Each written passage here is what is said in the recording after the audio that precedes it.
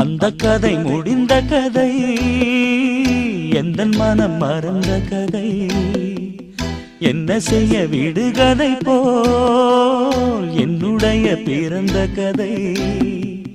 காலங்கள் தான் போன பின்னும் காயங்கள் ஆறவில்லை, வேதனை தீரவில்லை. சொல்லிவிடு வெள்ளி நிலவே